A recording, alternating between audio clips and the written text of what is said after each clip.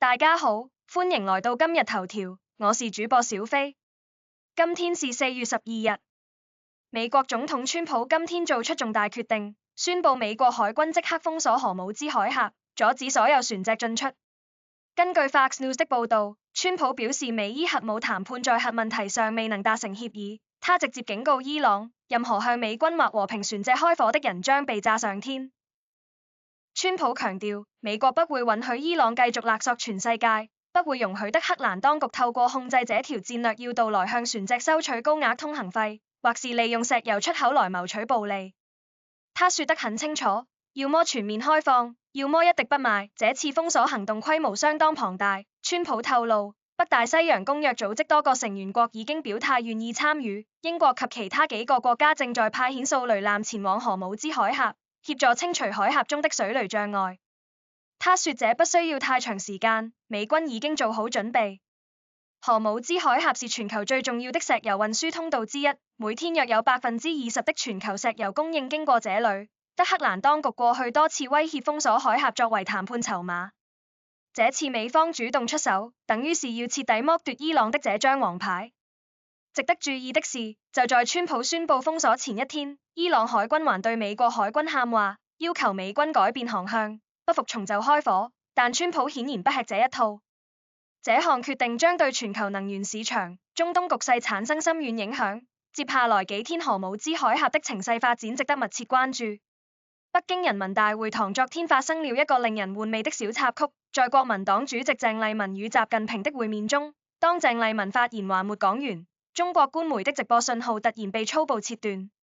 自由時報報道，民進黨立委洪志坤今天在臉書上指出，這已經不是第一次了，馬英九過去也曾兩度被北京當局的鐵拳暴臭。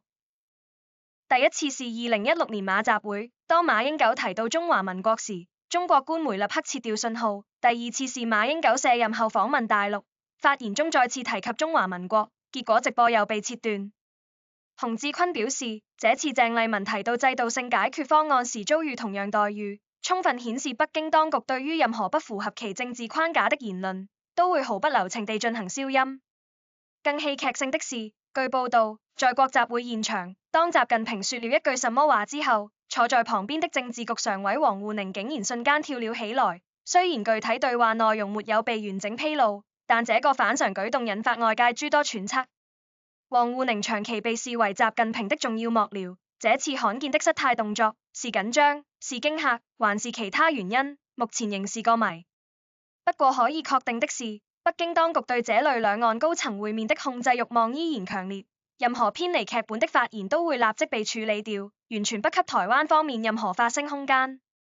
以色列國防軍最近在黎巴嫩南部的一間醫院內發現了真主黨藏匿的大型武器庫，更令人震驚的是，這些軍火庫上方還覆蓋着聯合國的旗幟。TVBS 新聞報道，以色列軍方公布的畫面顯示，醫院內藏有大量火箭彈、炸藥及其他武器裝備。真主黨顯然是利用醫療設施作為掩護，試圖躲避以色列的偵察與打擊。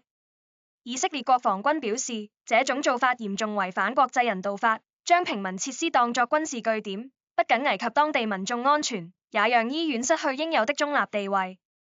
聯合國旗幟的出現更引發質疑，是真主黨刻意偽裝，還是涉及其他複雜因素，目前仍在調查中。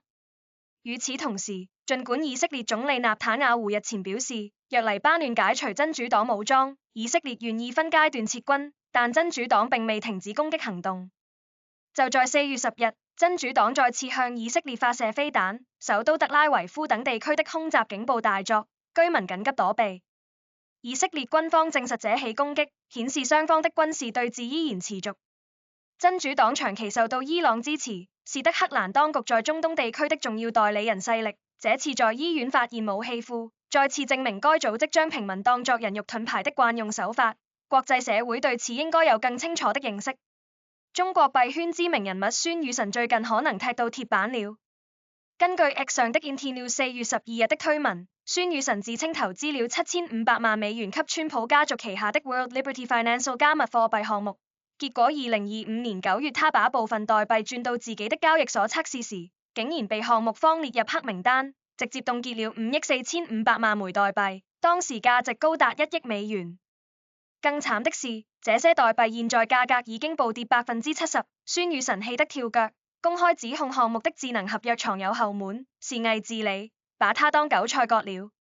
這個消息在幣圈引發熱議。孫宇晨過去在中國被稱為割韭菜第一人，以各種手法從散戶身上賺錢聞名，沒想到這次自己也栽了跟頭。有人說這是現世報，也有人質疑川普家族的加密貨幣項目到底有多可靠。不過無論如何，這起事件再次提醒投資人，加密貨幣市場風險極高，就算是號稱跟政治人物有關係的項目，也不見得就是穩賺不賠。